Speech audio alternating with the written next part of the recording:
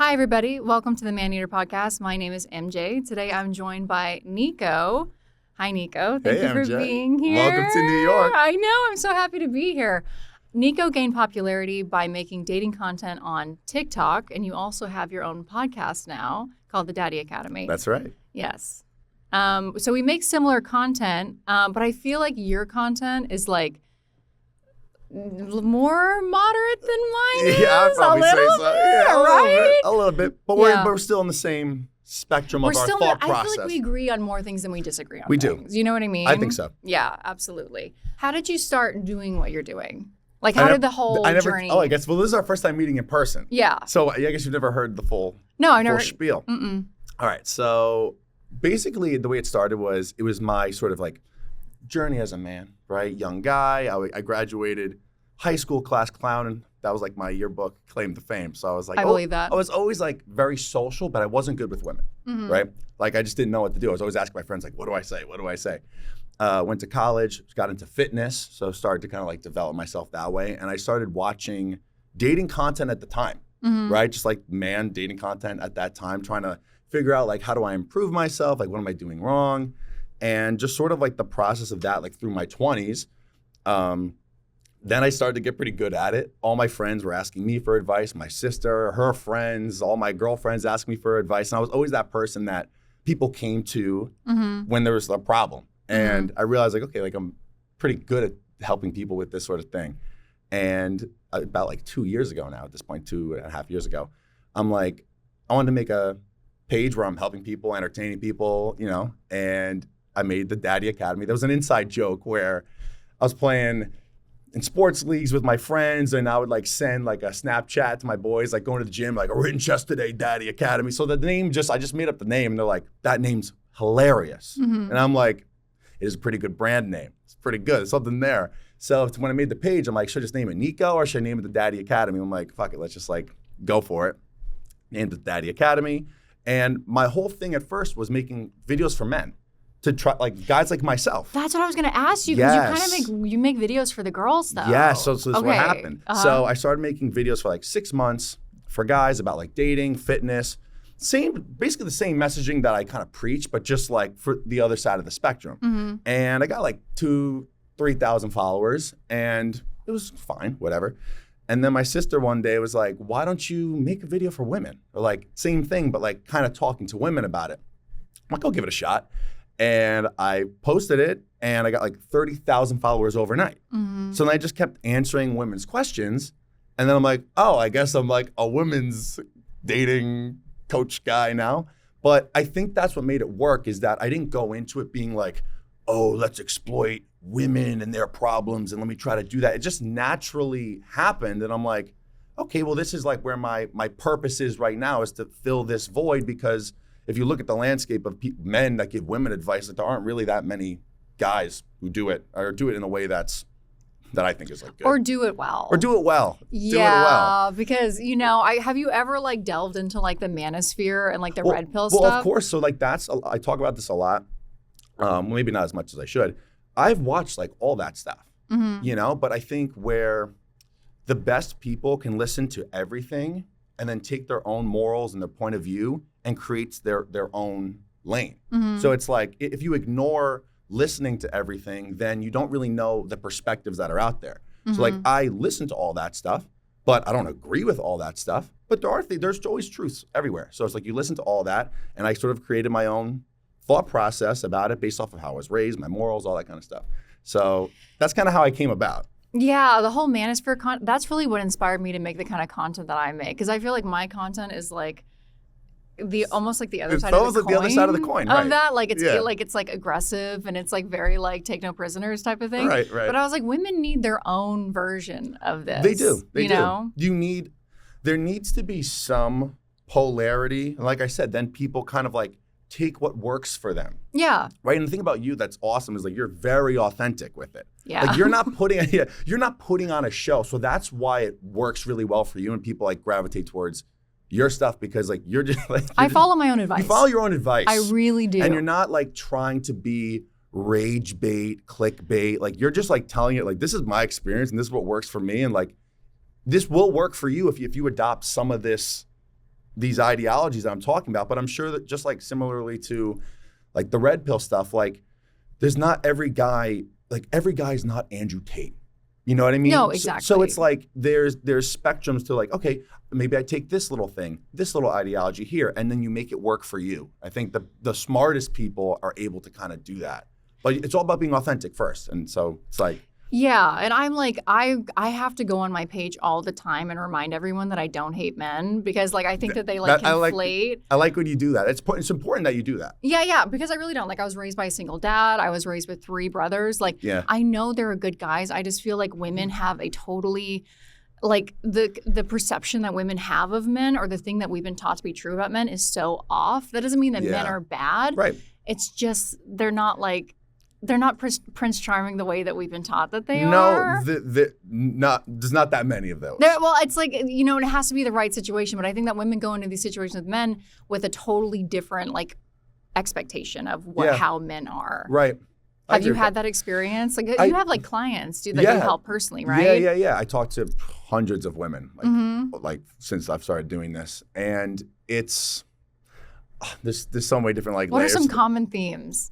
It's really, well, one of the biggest ones is like, I'm not finding guys, right? Because it's like, I'm using the dating apps, but then how do I go out and meet somebody in person?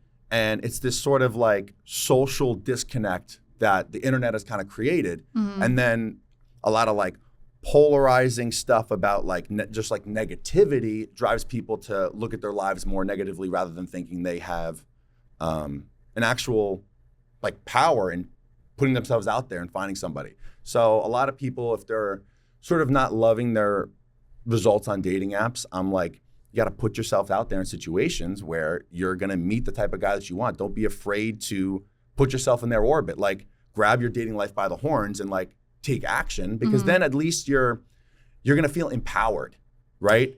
Do you know what I mean? I do know what you mean. And you know, like, I think dating apps are trash.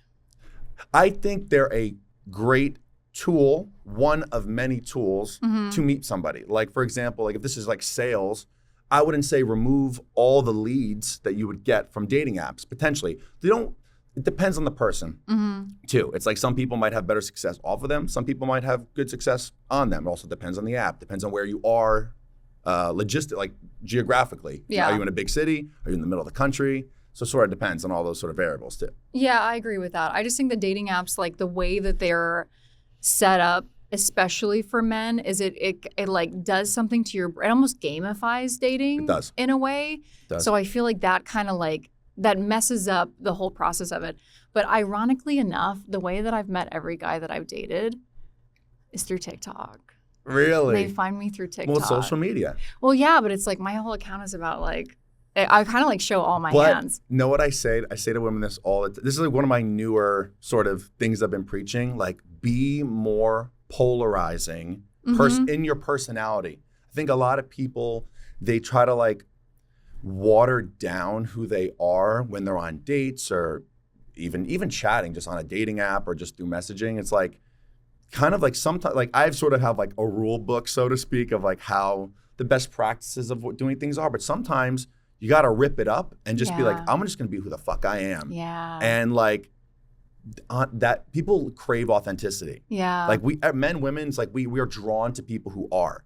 So sometimes when you just do that, and I'm sure women, like people would say, why is it when I go on a date with a guy who I'm like, about, and I'm kind of just being myself, they're obsessed with me. But then when I go on a date with a guy who's like a stud and I'm like really hoping it works out, it doesn't work out. Detachment. It's I preach detachment. It's detachment and it's authenticity and just like being like, this guy's either going to like me or not, and I don't really give a fuck if he does. No, exactly. I thought when I made my videos, I was like, this is going to ruin my dating life. That was the biggest thing. I was like, when I started making videos, I was like, I have to accept that no one's ever going to want to date me ever again. And it's like the opposite has happened. Like it's men who appreciate, like they know exactly what I'm about off the rip. Right. And they really appreciate that. Yes. You know? You probably, I mean, you let me know, like, do you feel like the guys you're getting are like really masculine dudes? Well, what does that mean? Like, very much like provider. Yes. Like you're just like just can do everything for you, and you don't have to lift a finger. That's what I would assume. That's what I would assume. No, they're very successful. They're very ambitious. Like, they're the kind of people who they're like, okay, if I want something in life, like, I'm going to exhaust all resources available to me to achieve that goal. Great. And I'm like that too. So I think they like that I have like a more assertive, aggressive personality. That's not a bad thing because you are also very feminine. Yeah. So it's like this balance of being like you keep a man on his toes. Yeah. That's the best way to put it. Like guys, that's why guys, I said this in a video yesterday, that's why guys like Latinas, because they're very feminine, but they're also kind of like a little spicy, and they'll let you have it a little bit too. And that's sort of keeping a man always a little unsure. Yeah. Like a little unsure. Like he knows that you like him, but just like a little unsure. You're always on thin ice with me. Always on thin ice. You're always on thin ice. But like but through the vibe, like, oh, I still know that she likes me a lot. But I just gotta be a little careful of how I move. And they know that if I'm there, I like you. Right. Like, because I wouldn't even be there. 100%. That's how men should view it. Like a lot of guys, they try to overdo the texting or they're thinking too much. I'm like, if she's going out on dates with you, she likes you. So like, just be confident in that dynamic and just like keep showing up. Do you think positively. The same can be said for men? Because I feel like men will hang around women and continue to talk to women that they don't really like. Agreed. just to have someone around. Yes, just to have just to fill whatever need they kind of need filled. But if he's spending a lot of time with you, then he genuinely really likes you. But what are his intentions for the relationship? I mean, then that's we're seeing him over time. Like I need I need time investments, energy investments, financial investment. Like I need an investment. That's what you need. Before I feel like a guy is like. If he's not doing that, then he's not invested. Yeah. But that's why I say this all the fucking time. I keep repeating it. I say this all the time. But when it comes to like coffee dates or like walk dates, like that's not an investment. Exactly. He's not investing money into you. Exactly. And like money for men is energy. Is there a point where like a guy has so much money that money doesn't matter anymore? Yes. But then with those people, it's quality time investment. Is he like making time out of his busy day and week to like spend quality time with you? So there is a time where a guy has so much money that the money actually doesn't even like matter that much anymore. But then it's like, okay, is he giving me the verbal affirmations? Is he spending a lot of quality time with me? Is he going out of his way to do nice things for me? So it sort of depends on the guy, but you got to feel that out. And I feel like every woman, it's not too much to want all of those things. I think everyone has a certain amount of resources that they can give, obviously. Right. But I think that women, it's not unreasonable to expect time and affection. Absolutely not. Words of affirmation. That's the bare minimum. That's how I feel. I'm telling you, it's the bare minimum. I'm telling you, it's the bare minimum. Like a guy you should know based off of his words that he likes you, based off of the time he's spending with you that he really likes you. He's taking you out on nice dates. He's prioritizing you like earlier in the week as far as like, oh, he wants to see you this week. Like, when can I see you this week? Like he should be doing all those things. And if he's not doing all those things, then he's like lukewarm on you, which the fact of the matter is like, most people are going to kind of be lukewarm. Like not every person you meet is meant to be like your soulmate. So maybe you'll get like one of these guys, I don't know, maybe every 6 months.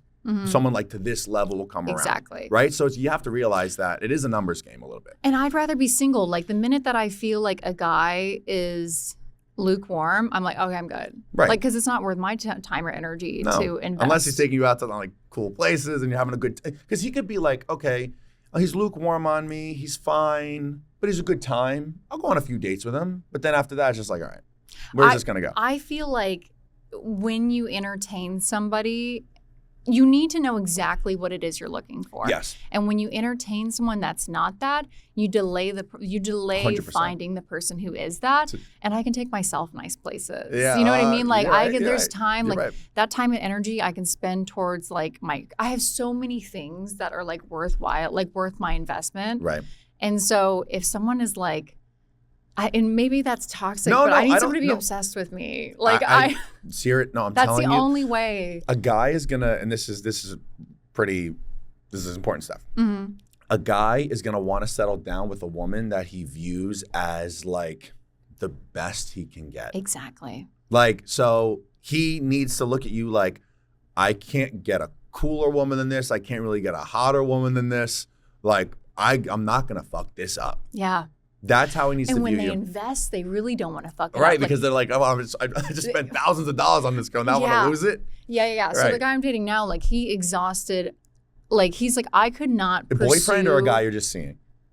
Let's break it. Let's break the news. No, I don't want to break the news. All right, fine. I'm trying to keep it a secret. Fine, fair enough. I'm trying to keep it. I can't keep secrets for shit. He's a guy. He's just a guy. He's a guy. But he's like, I could not pursue another woman the way I pursued you. Like, it's not physically possible. Right. And there's another level to that level of pursuit that a guy can't do with multiple women. That's right. And it's made me like, it's made me just open up to him in a way because I'm like, there's a certain amount of trust. Trust like, and safety in the dynamic. Yeah, exactly. Because it's like you've really, really invested in this. If you're playing me and this is the way you went about it, you're dumb as fuck. Yeah, you know what I mean? A like psychopath, that's what I'm saying. That's so dumb. If you don't have good intentions and that's how much you've like put into this, it's like that's stupid. Right. No, I agree. There's a level of safety that you're gonna feel in the dynamic with a guy that's, well, one, just like a good dude, right? A guy who's really treating you well and has good intentions for the dynamic. Does that mean it's always going to end up being a relationship? No, like things can not work out, like compatibility you might figure out after a few months. Like, okay, like he's amazing, we're amazing, but it's not quite what I want for whatever reason. Yeah. You know, so things don't always work out. No, I've been there. Right. Mm-hmm. So, but that's why you have to date somebody for like a somewhat extended period of time to be able to be like, okay, I'd be great with this guy being my boyfriend or this person being my girlfriend, especially like we're both like the same age. We're at that kind of point now where that's, those decisions, you low key. No, I mean, I've never been a relationship person and now I'm like, damn, it is kind of like, I'm kind of tired. I used to love dating. I know. And I'm like, I went on a couple of like dates and before that I was like, oh my God, what if I sawed my foot off right now and I wouldn't have to go? No, like, I used to love it. I think dates for women are probably worse than dates for men. I think they're probably... Why is that, do you think? I think they're just... Because it's like... Generally speaking, I think they're just like cooler women out there than guys. That's what I'm saying. And men are like, women live on easy mode because they get free dinners. It's like, bro... Oh, you don't need a free dinner. I don't need a free dinner. I hate that phrase because like, dude, do you think she wants to go on a dinner with a fucking loser? And just like waste 2 hours of her life with like, no. For some food? For some food. I should probably rather order Chinese and put on Sex in the City. No, that's what I'm saying. Or like be with our girlfriends and watch Love Island. Like that, I would much rather do that. And then our girlfriends too. Like, I pay for my girl. We'll go to nice dinners and I'll pay for it and then she'll pay for it. Like, it's not even like a tit for tat thing. So when guys say that, I'm like, oh my God. Nobody cared. No. And also like men are our apex predator. I've made a video about that too. So we're going to risk our lives for some food? Yeah, right. That's crazy. No, it is. Safety, I preach safety a lot. It's very important. Like even just the pre-vetting before a date, just like making sure this guy, you would feel safe. On a first date, I always had men pick me up. Hear me out. Okay. I always had men pick me up. On this. I know, on our first date. And the last date that I went on, the guy picked me up and he was like, do you always have guys pick you up? And I was like, yeah. And he goes, don't ever do that again. No, it's like and I was like, hearing it from a man, I was like, oh, I've been living like recklessly. Yeah, but I mean, the men, I usually vet them. If we have like mutuals, I'll hit up the mutuals and be like, is this guy cool? Or like, they're Googleable. And I feel like that's... But still, you don't know how someone responds when they're rejected. Yeah. It's very I've gotten dangerous. Lucky. And that's what I'm like, damn, I've gotten lucky. Yeah. Because like not every guy is a murderer. But like, you have to be careful. If you have a bowl of M&Ms and like 5 are poisonous, you right. probably just don't eat. All you need is one that's poisonous. You know what I mean? No, it's very dangerous. So what do you suggest on first dates? I think you should just Uber yourself there and home. I hate that. I know. So me personally, I'll Uber because I know this and I don't want to make somebody feel uncomfortable. Like I'll always Uber a woman home, right? Okay. We have a great date. I'll Uber you home. Mm-hmm. But like, I don't think that she should. I don't think a woman should trust me to send an Uber to bring her there. Do you offer? I would if I know the person. You know, it's like I want to do it. Yeah. I would do it. Yeah. I have done it. Yeah. I don't think they should accept it. Right. I think they should get themselves there because of this reason. Mm-hmm. You know, it's just like you don't need somebody knowing where you live before you meet them. I know. Before you meet them, especially. I know. But I get turned off if someone doesn't offer. No, I understand that. I understand the point. And I've done it. I've Ubered people to dates and from dates. But I don't think you should. I mean, fair. Yeah, I feel like I've given that advice before, and I'm like, oh, maybe that was bad advice. Or I'm like, a guy should always offer to do that. Yeah, I mean, I get it. I get the advice. And I get the thought process because I know myself. I know I'm not a lunatic. It's like, yeah, of course. Like, I would offer to do that. And I have. And it's been fun. But some guys are lunatics. So you got to, like, you know, you're better than safe than sorry, you know? I know. So that's the thing. You're right. You're right. No for the future. But okay. So when you said women are cooler to go on dates with than men are. Yeah. Why do you feel like that? I think just generally speaking, there are a lot more cool, interesting, successful, fun women. Why do you think that is? I think it's the way it's always been. Yeah. I think social media now makes it more apparent, but there's always been a crop of guys at the top of the list who are above the rest in whatever way you want to sort of describe that, and all the other guys, you know, where women, generally speaking, there's no lack of abundance of like beautiful women out there, cool personality women, just same thing with guys. Like, yeah, okay, you know, sometimes they're not always like that, but I think generally speaking, the crop of women is just better than the crop of guys, and it's always kind of been that way. And now social media is just making that even more polarizing, more guys that are like, poor me, red pill, women suck, so I don't even want to like treat them the right way. It's like porn addicts. Yeah, for sure, porn addicts. But like, what men don't understand, it's like, if you are actually trying to be or are a successful, confident guy, you could treat women extremely well. Give the words of affirmation, all that stuff that people would say, oh, that's like simp behavior. But if you're not a simp, then it's not simp behavior. What do you think a simp is? I think it's an energy thing. Okay. Right? Because like take me and then Mr. Simpy Boy. Okay? We could do the same exact things, but coming from me, you might say like, that is so masculine and hot. Like, he knows what he wants. He's doing nice things for me. He's doing all this stuff. And then coming from him, you might feel like I'm walking all over that dude. So it's the energy of how he's sitting in the dynamic. It's confidence. Yeah. It's confidence, and it's the abundance mindset of knowing it's like, I want to do these nice things for you because I really like you. But hey, if you mess this up, like, I got 10 other women who would love this. And just, I don't have to say that, but you feeling that energy from me will kind of keeps us both in check. Yeah. Right? Because I would feel the same way about you. It's like, oh, I know she's got options. She's choosing me. I'm choosing her. I'm gonna do nice things because I want to do nice things for a woman that I'm interested in. Right. Where from the simp side, it's more of like, I'm doing these nice things so that she likes me. Yeah. So there's more desperation. So it's not like an action-based thing. No, it's not an action-based thing. It's a confidence versus desperation thing. That is, in my opinion, where like what a simp is. It's more out of desperation rather than the actions, because the actions are great, but where's it coming from? Yeah, because I feel like the whole like the disparaging of like men, like equating men giving forth effort into like being a simp.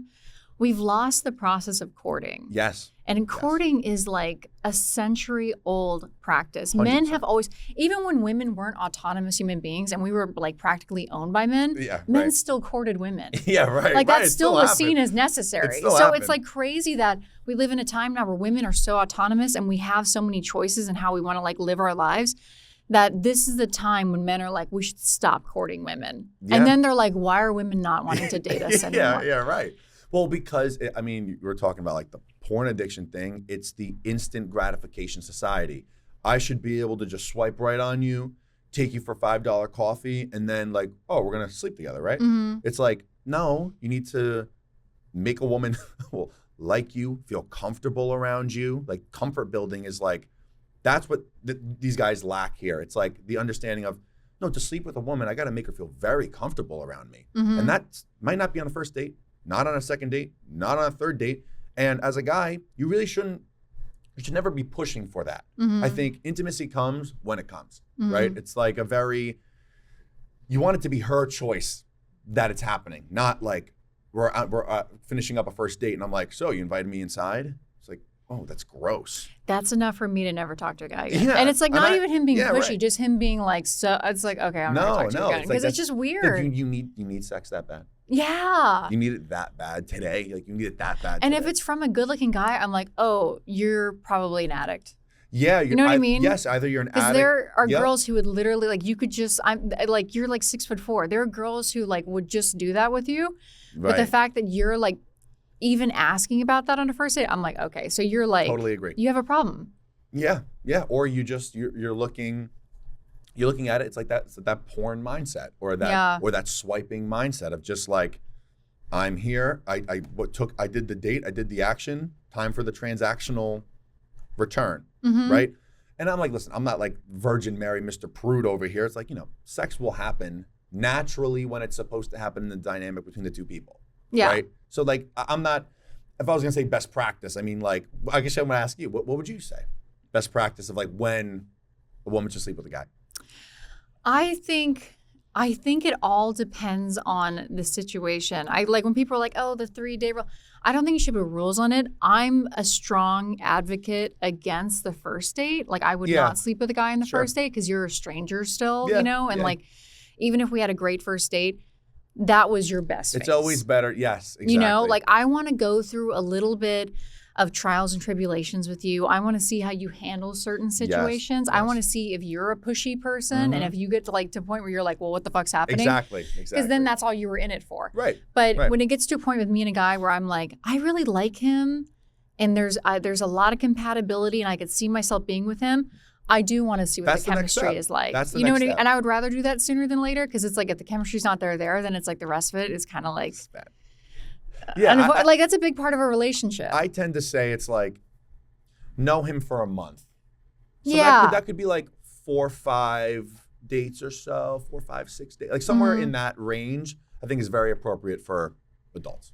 Yeah. But I think that you can't really put a range on it. I think it all depends on the situation. Yes. It all depends on the person. How consistent he's been with you. Are you seeing him consistency week over week? And you can only see that through time. Like I'm also I'm a big advocate for not making someone your boyfriend until you've known them for like 3 months. I say the same thing. Because especially closing yourself off. Yes, because you need to see how someone behaves when things are going great. Maybe they're a little stressed at work. Mm-hmm. Maybe some family situation happened. Like 3 months is like a good enough sample size to be like, okay, I kind of know his temperament. You gotta learn what a man's natural temperament is for his life and situations. And like, okay, things are going wrong. Do you feel that from him, or can he like communicate that to you? It's like, oh, yeah, work's really stressful, but like, we're gonna have a great time this weekend. Manage his stress well. Or if they help you, because I was going through a hard situation with the person I'm currently dating, and like that was really, I'm grateful for that. He should be your calming rock in every sort of emotional, because this is where a lot of women go wrong in dating. They date men that are more emotional than they are, and that's a dangerous guy. And I think that men who are successful are usually men who deal with things like that better. Yes. 100%. Who deal with stress better, who deal with conflict resolution better. Because you can't be successful if you're not able to deal with those things. That's what I'm saying. So it's like, that's why I usually prioritize who are like doing something, at the very least doing something with their lives, who are fighting the lion. Yes. And that's like the modern day version of fighting the lion. Yes. You know? No, it is. Yeah, right. So I feel like there are no excuses. And that's why I don't think women should be condemned for for prioritizing that. I don't think so either, but those guys are rare. They're more rare than the opposite. So that's the thing. But I think that women are really like the motivators of society. I think they are. They always have been. Yeah. So when women kind of like have that, like won't refuse to date men like that, it encourages men. But what happens? Women do date those guys. And they shouldn't.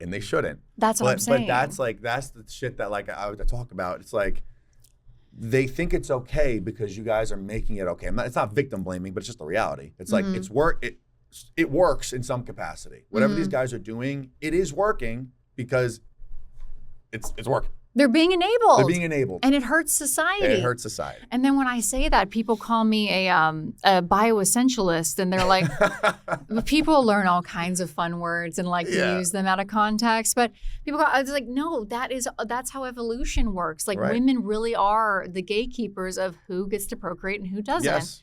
And I think a porn addict, gambling addict, loser guy shouldn't get the opportunity to procreate. I don't disagree with you. But apparently I'm a bioessentialist for feeling that way. No, I don't think that like any actual confident guy who has things going for them in their life would agree with this statement.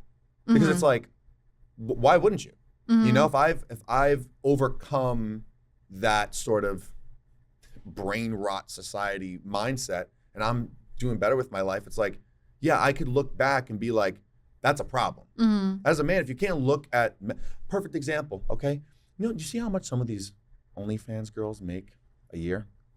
You know that, God, I don't know the exact percentage, but I think it was like the percentage of men who subscribe to OnlyFans, it's like over half of the American population. It is an absurd. I forget who it was. It was like, oh yeah, I made like $40 million. I'm like, $40 million? Men are sick. Men are sick, and that's the point. That's why, so if they're able to make so much money, then the guys who aren't doing that, those are the successful ones. So it's like, there's always, this has always been the case where there's a lot of loser guys, and then there's like 20% of guys who are just like, at least competent and like normal, and then maybe 5% of that 20 are like the studs who make a lot of money, or at least on that path to make a lot of money, have a passion in their life, are attractive, fit, all that kind of stuff. So it's always been like that. Even in the animal kingdom, right? There's one king gorilla and then all the little beta gorillas, right? Yeah. I mean, it's true. It's just how it's always been. Yeah. So it's like but there's so many resources. There's not a lot of competition. There's so many resources, especially now with the modern day internet. There's so many resources for men to be able to like start a business, make money, like do better with themselves. So it's like there's really no excuse anymore. Like maybe like 20 years ago, where it's like, oh, all right, to start a business, I gotta like, I don't even know. It's like so long. There's no phone, no internet. It's like you have to like what, like put ads up on Google. I don't know. You're to figure it the fuck out. But it would be much harder. Yeah. Now it's like, okay, it's so create easy. create a TikTok, pick something you're passionate about, build a business around it. Yeah. And the gag is that's what women are doing. Women are becoming the men that these men refuse to be. Women, and I noticed this because this obviously the space that I'm in, women are so much more invested in self-help and improving themselves than men are. Generally speaking, I've noticed that a lot. Yeah. And that's interesting. And then like with every successful guy that I've dated, they have had the things that they've endured in their lives. Oh yeah. The way they've shut themselves in a room for months on end to get to where they're at in life. Like I'm not saying that everyone should do that, but like these men who were like they've put in a lot. Totally. Into themselves and into their lives. And so for people to think that, or for men to think that they can just play video games all day and like they're a victim. Don't get me started and like on the video games. It's really like it's porn, it's video games, and like a lot of young men are addicted to gambling now. Yeah, gambling's so huge. Their dopamine receptors are probably like shot. Super fun. Like it's scary. They're shot. And like even like just me personally, like I'm not where I want to be yet, right? There's still, but I have the vision, I have the drive, like I know I'm going to get exactly to where I want to be. And my past, it's like there are times where I was like in my room, like things weren't working out, and I'm like just like you said, like locking yourself in your room, just like what the fuck do I gotta do? Like I'm not happy. I gotta change something. I've never blamed, oh well, that's why I can't get there. It's because it's them, or it's women's fault. It's women's fault. It's like no, like if I want to make something in my life, I gotta like fight through these feelings of anxiety, of depression. I gotta fight through that, fight through adversity, and make shit happen. And it's like, you know, success is kind of like an up and down. It's not like totally linear, right? So I think a lot of guys, the second they get some adversity, they like just kind of give up, right? Yeah. And like then they just give up, and then it's easy to give up because then you just go porn, TikTok, like gambling, sports, video games. It's very easy just to fall back into that. Yeah. And, you know, all those things are fine in moderation, but when you don't have a vision for where you want to get to, or like a North Star or a passion, it's hard to be motivated. Yeah, when your dopamine receptors are that fried. Yeah. Like I just think of like the long-term impacts of what's happening to people's brains is really scary. Scary. And I think nowadays, like women are pushing forward so much because this is the first time in human history where we've really had the opportunity. Yeah. Like when you think of like, you know, in like the combination of the internet and having like these tools be so accessible for success. Right, women are taking advantage of that more than guys because are. it's exciting for us because we've never like our mothers and grandmothers didn't really have this opportunity. Women could have their own bank accounts until 1974. It's true. So and this we could really get into some stuff here, right. but that's where the framework of society was so different. Where let's go like 30 years back, the framework of society put more of an emphasis on like family, not women stepping out and following their dreams or whatnot. So women were sort of incentivized, maybe even more than 30 years ago, to like be in a family. Yeah. So women would settle to be with kind of loserish guy to make a family because like that was success. Yeah, that was one of our only options. That was one of your only options. It was that secretary or nurse. Yeah, pretty much. Mm-hmm. So that's why 30, 50 years ago, like there was so much more family emphasis, where now seeing women being able to see the options, they're like, well, why would I settle for like this kind of like loser guy when I could follow my dreams and hopefully meet a guy that I want to meet. Right? Yeah. But then there's problems with that too, where it's like, it's the same problem where there's only the top percentage of guys. Just back then, there was more of an emphasis on like, just find any guy, which that's not right, because then a lot of those women ended up in abusive relationships, right? So it's like, that's not good either. Or raising children alone. There's a lot, like that's a huge issue as well, is that like a lot of people are being raised in households without fathers. Right. And that's not good. Right. Yeah. So that's a huge threat. And even like my big thing is even sleeping with these loser men. Now that like women's rights to contraceptives and abortion are being rolled back, like that's a real threat that you're potentially going to be stuck with a loser guy raising his kid. That's a nightmare. That's fucking scary, dude. That's so scary. Like that's not a game. Like that's what I'm saying, man. Like that you have to have high standards for yourself because the stakes are high. The stakes are super high. I agree. Yeah. But like this is the issue. We're doing a good job hitting the whole range of the issue here. It's like it's very there's so many nuances to it, but like generally speaking, like what we just described is the framework of modern day dating issues. Yeah, and a lot of conservative commentators, they fault it for feminism. They say the reason why the modern household. I don't think feminism is the problem. I think people who, I think they're just. It's more of like a toxic person latching onto feminism, similar to like how like a guy would like latch onto the negativity of the red pill. Yeah. So feminism isn't the problem. It's the extremists on each side using it as a catapult to be more angry and upset and be a victim. and sow division. Right. What is like the most toxic version of feminism look like to you?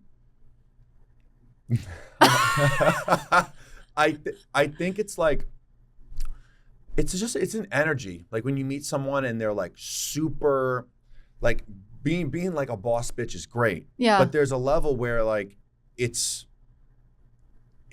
just feel the hate coming from them, or like their anger against men. You can just feel the anger against men. And it's more of a feeling rather than like verbally what they're saying. Right. That guys, like women have intuition. Guys have like an intuition where they meet a woman and like the energy they get from them, it's like, no. I think a lot of people would say that about me. Do you think I have that vibe? But I think you're a boss bitch, but I also think that you are very feminine. But I don't think being feminine is a good barometer for what's it like for what the acceptability. You know what I mean? Sure, but like how's that? Well, if I acted the exact same way that I act, but I wasn't so feminine presenting, would that be acceptable? It's not whether it's acceptable or not. It's whether a guy would find it attractive or not. Oh, I see. Okay, so that's where. Okay. Right. Well, yeah, that makes sense. So that's what it is. So I have a hateful man energy, but I'm hot, so it's okay. But you're hot, but you're also like, you're tough, but you're also soft. Yeah. Too. So it's like a good balance, because there needs to be a masculine feminine polarity for a relationship to work. Like there just has to be. Right. Or if you're too masculine, then you're going to attract feminine guys. right? So like you have a good balance of that. So that's why you don't have a problem.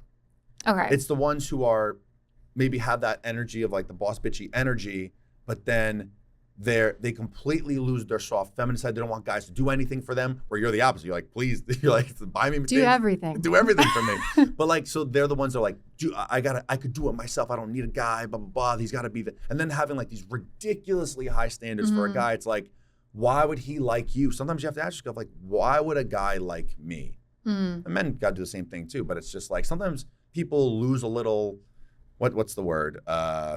Self-reflection, or the ability. Self-awareness is like to be able to be like, would somebody like me? Like, am I actually like, is my energy likable? You know, I think that's important. I think that I have like this hard shell, and then if a man does everything right, he gets the soft, but that's nougat filling, but no one else gets it. Soft nougat. But no one else gets it. But I think they like that because they know that with other men, I'm like, not too much. A guy wants to know that like not everybody gets this. Exactly. No, that's huge. It's nobody gets. That's like very huge. Rare. Really, really huge. I mean, that's part of the reason why I tell women, like, do not talk about body count. Do not, because if a guy hears anything like that, he's probably not going to like it, because he wants to think like, oh, nobody else got this but me. Even though they know that, like, obviously she's been with other people before. I think the men that I've dated, they're like, listen, a guy said this to me. He's like, you're a beautiful woman. You're like if a guy was super famous. You know what I mean? Like, right. You've slept with people. Like, of course, they and get every that. guy knows that. Yeah. But they don't want to hear like the details. No, they don't want to know that. They know I think that. I think it's just about a matter of decorum. Right. You know what I mean? And etiquette. But yes, I agree with all that. I've been told that I'm not a good feminist because I have male friends. Because I still date men. Sure. And that's why I'm like, okay, so I feel like I need to clarify. You're supposed to just be like a miserable fuck who doesn't half date the anybody? Population. Yeah, like, I'm a big believer in like, and this is radical in today's day and age, but I'm a big believer in having like pragmatic approaches. I think if you write off half of the population, there's not a whole lot of upward mobility in that. You know, that's going to be a hard way to live. So, and I also I really genuinely don't dislike men. I just think that the perception that women have of men is like super fucking off. Yeah, it's just off. It's just so off. And so of course there are a lot of bad men, and when you really hone into the things that women have to endure, it is kind of hard not to hate men a little bit. Yeah, like when you have to like look over your shoulder constantly, and like you're always in this mode of like hypervigilance, like it is hard to not be like, what the fuck, like this is my life. Yeah. But I think that there are and just in terms of like regular men who aren't total pieces of shit, like you just have to have a pragmatic approach to how they actually operate. Yeah. And I think to that point, I think there are a lot of really great guys out there.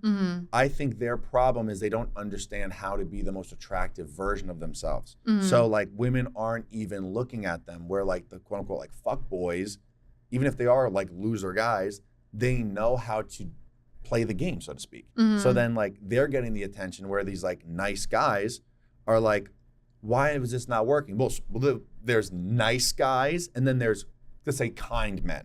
Okay, good guys. I call them good guys. Good guys. Yeah. They're good guys. Nice guys are kind of like the desperado, like we were talking about earlier. They're fuckboys on the other side. Yes. They're like the same problem. thing. Yes. Yeah. It's the other side of the spectrum, where good guys, kind men, that's kind of like where I would have put myself like when I was young, and I still am. But it's like I've learned how to be the confident version of myself. It's about you get the powers, but to use them for good or evil. That's kind of what every guy needs to learn, the powers, and then your moral compass takes you. And what are the powers? The powers are just how to be confident and attractive. You know, I mean, it's like, what's a play-by-play? Give me, if I'm a guy, what do I need to do? I would say, start working out, get in the gym, because that just it's discipline. It's showing 100%. Up for yourself. Like 100%. It's not even an aesthetic thing. It's about having. It's not even an aesthetic thing. I mean, the aesthetic part's great, but it's like it's just having discipline in an area of your life where you're seeing results. You're showing up for yourself. Taking care of yourself. Having a passion or a purpose in your life that you're excited to like work on every day. Right. You could have your 9 to 5, but like have something else. Or if you're passionate about your 9 to 5, that's great. Like something that drives you every morning. And it could be like, okay, I have a great 9 to 5, a good job, I make a decent amount of money, but maybe you are passionate about fitness, right? Like that could work too. It just sort of depends on, because not everyone's like an entrepreneur. So, but it's something that you're passionate about. So if you're doing a 9 to 5 and you're like, and you're on a date with a woman, she's like, oh, well, what do you do for work? And you're like, yeah, it's okay. No woman wants to hear that a guy says like, oh, it's okay. Be confident in what you're doing. And if you're not doing what you like to be doing, sit down in a dark room and meditate on it and figure it out. Yeah. So there's that. Then when it comes to, and I think a lot of guys, and I kind of did this too, will date in their younger years, and they kind of use women to feed a feeling of like worthiness that maybe they're not getting in their professional life or their life generally speaking. So a lot of guys they'll date in their younger 20s or whatever and not build the life for themselves that they need. And then they kind of get older and they're like, oh, now it's too late. I kind of missed the boat on doing that. So it's never too late for men. No, it's you not. guys can like literally. I mean, women I feel like we have like a different. It's totally harder, different. Yeah, totally. But different. men, you can start something at 40, and people will still respect you. For sure, totally. Yeah. And then when it comes to like dating women, I mean, doing all that stuff the right way gives you the confidence to show up with that abundance mindset with women and not like be the super needy kind of guy. But then there's like the rules of like, oh, don't. The kiss of death for guys is being too needy. And why would a guy be too needy? Because he's not really confident in himself and he's not confident in the life that he's living and the success that he has. So being too needy, overblowing her up, like everything I preach about to women, if you do the inverse, that's how I think guys should go about dating. So that's what's kind of funny. It's like my approach is that I tell women, it's like what I would tell a guy to do is just the catalyst of that, like the opposite of it. And when I do it, I get women say to me all the time, like, it is like so calm and reassuring, just like how you move. Like, it's just like, I feel like great in our dynamic. Like, I don't have to worry about anything. It feels like, because it's just like one date per week for the first month, chatting. It's like, some women are a little bit more chatty on the phone than others. So you kind of got to feel that out. Don't blow her up, just like texting wise, kind of just feel it out. Be direct about what you want, set the date, and take her on nice dates and have fun. It's that simple. It's actually not, but then it's also like developing your social skills and your personality. A lot of guys don't really, comes natural to a lot of people. And if it doesn't come natural to you, you got to like throw yourself to the wolves and just like go out all the time and just like figure out how to be fun. Get those skills. Yeah. You can develop social skills. There are a lot of great people on the internet that teach that stuff. Yeah. I would say the top 5 qualities that a man should have that women would prioritize is emotional intelligence. Huge, but that's something that not every person has. It's hard to develop that. It's getting rarer and rarer. Very it's rare. Getting rarer and rarer.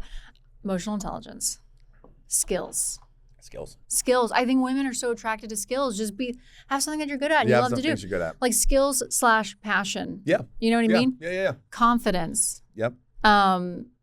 And something going on with your life. There needs to be friendships. Movement. Yeah, something exciting. There needs to be a buzz around your life as a guy, not just like, well, I've been at the same job for 3 years. I just go home and I smoke pot. I smoke pot, and then I watch football. And like, there has to be some excitement. Because like, why does this woman want to be a part of your life? Yeah. There needs to be. She could see there's exciting things happening for him. I want to be a part of that excitement, right? Why would she want to be with just some like whatever guy? Maybe she would if he was Mr. Emotional Intelligence, super sweet. Then she would say, okay, he just has like a regular job, good guy, but like he makes me feel so special. But those guys who have emotional intelligence that are sweet, they have friends. Yes. They go and do things with their friends. Yes, they go and play, what's it called? Skee ball. I don't know. Yeah, you know what I mean? They have things they're doing. So I think that's a part of it. And then the 5th thing would be, for me at least, is like being intelligent, being cultured. Yeah. Like, being well-read. Yep. Read a book.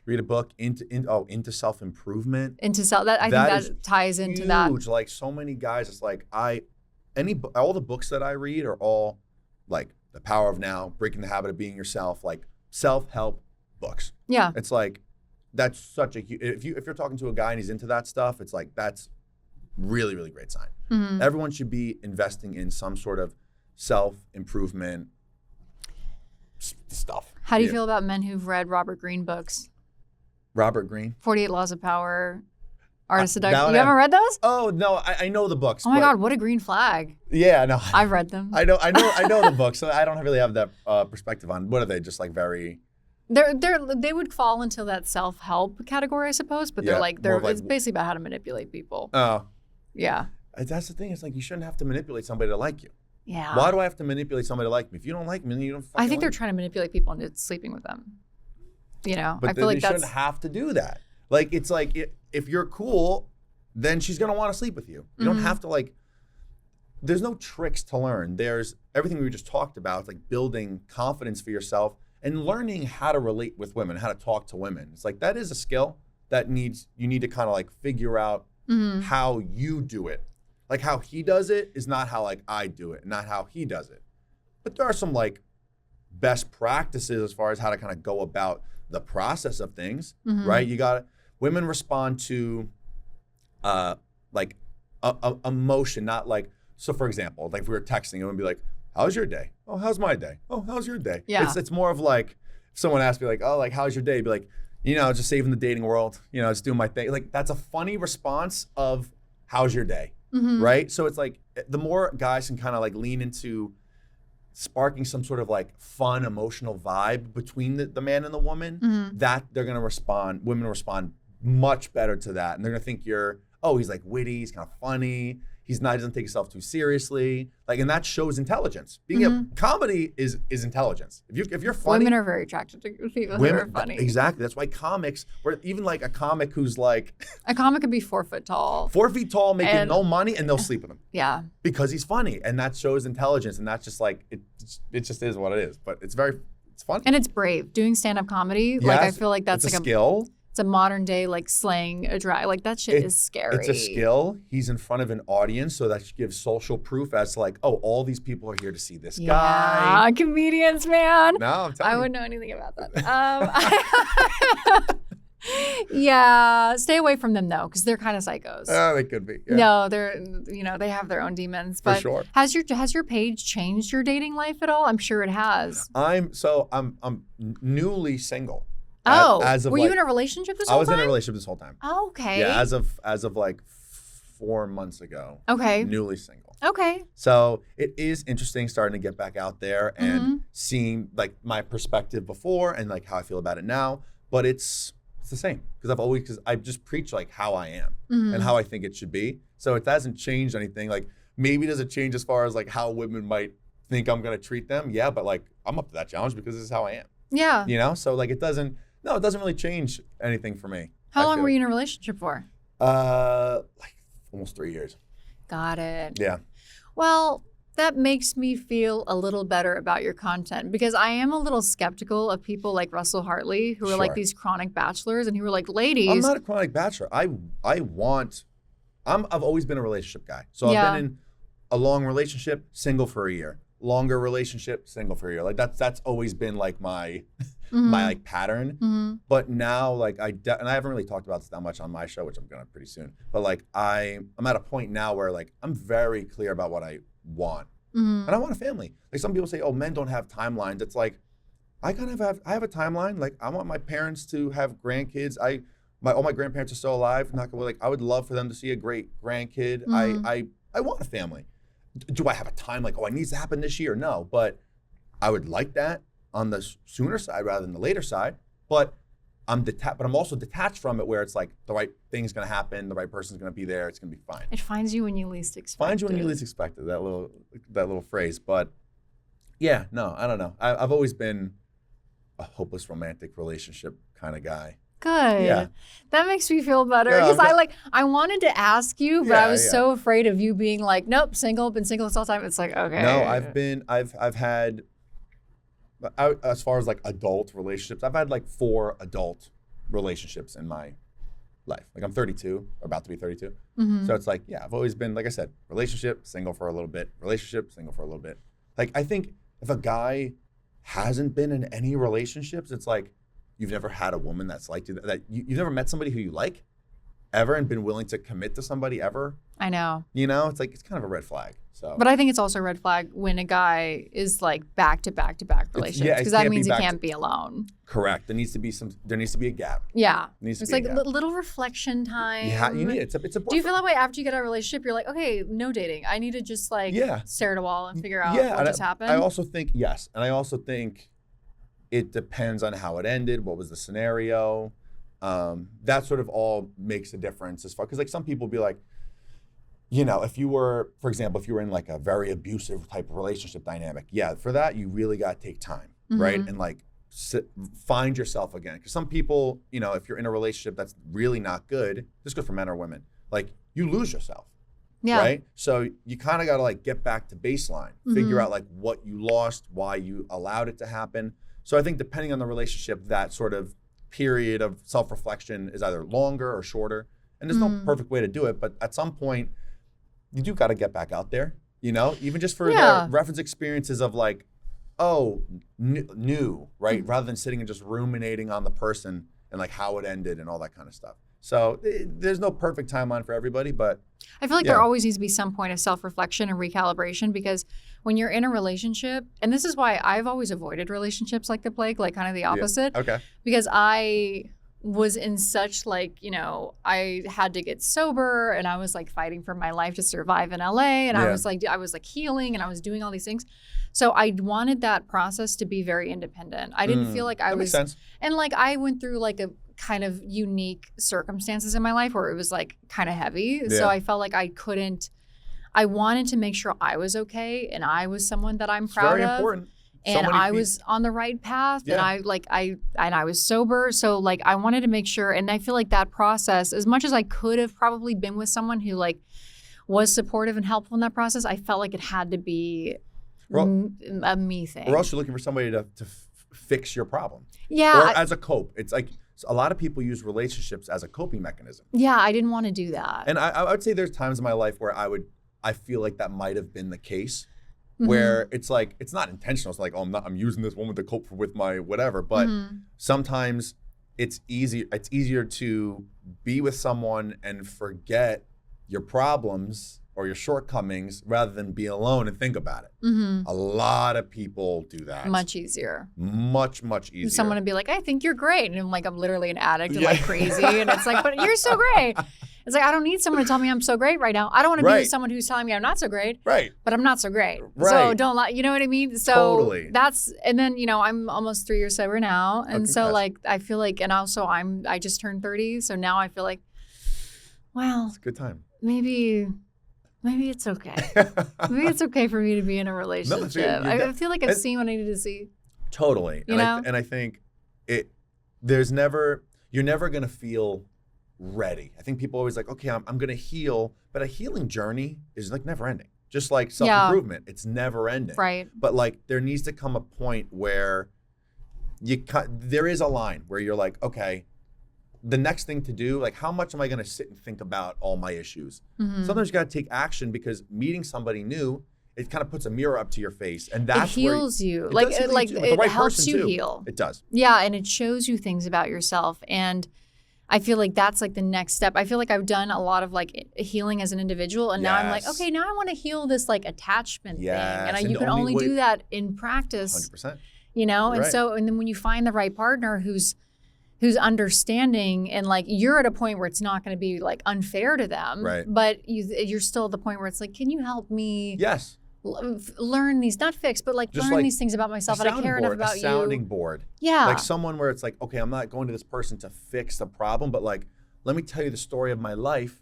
And then you're hearing his perspective on it. He's allowing you the safe space to talk about it. And like, that heals you to be with someone who's like, oh my God, I can be with someone who makes me feel safe and who I trust, and like. And that, someone who you're comfortable doing that with, that's who you need to be in a relationship with. Yeah. Which is also why in the early stages of dating, within the first few dates, I don't know how you feel about this, but I'm like, if these conversations come up about like kind of like heavier things, like as long as we're not trauma dumping on somebody, talk about the ex, talk about your past, talk about things, because you can get a read from somebody really quickly if they are capable of handling that emotional conversation and you feel calm in that dynamic talking about it with somebody. Mm-hmm. I think the earlier you can kind of have things like that, the better. Obviously, there's a fine line. We don't want to like trauma dump on somebody on a first date, but like you could talk about things and get a read really quickly as to how they will respond to it. Yeah, and you could even make it more abstract where it's like, I've learned that these are the things that I'm sensitive to. These were deal breakers in the past. You don't have to like mention exes. You'd be like, this is something that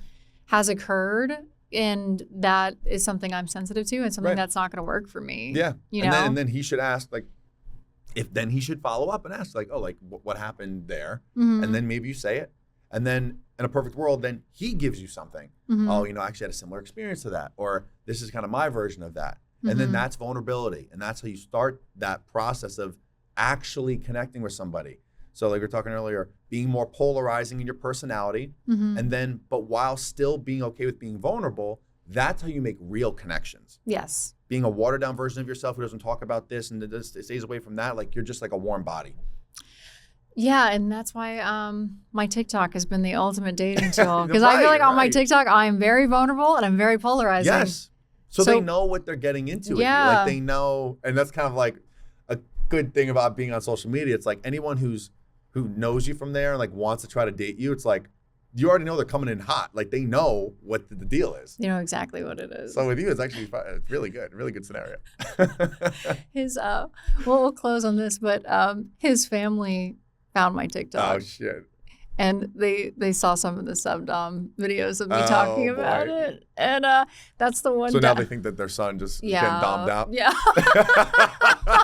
They were like, is that you? And he's like, no. Damn. That's the one downside. Yeah. I've never had to worry about someone's family finding my stuff. That is funny. But now I think the line's been drawn. So I think we're good now. But it's like, it does get hard doing social media when you're in a relationship because then you, especially our stuff, it's like you do have to talk about dating. You do have to like share stuff like that. And, for sure. But I'm going to navigate it. You'll be fine. Yeah. So will you. I'm trying. Yeah. I have full confidence in you. Thank you, man. Yeah. Okay. Well, thank you so much. I think it's a good place to end. This is great. Right? This is fun. Thank you so much. It was so nice meeting you in person. Yes, I know. Many more. Well, we've got many more of these down the road. Absolutely. And check out his podcast. We did an episode together. It was actually the first episode of our show. Yeah. It was and a banger. Was very fun. It was a very, very fun episode. It was one of my favorite podcasts that I've done. Oh, so great. This is the same with me. Amazing. Thank you so much for being here. Of course, MJ. And thank you so much, guys, for tuning in.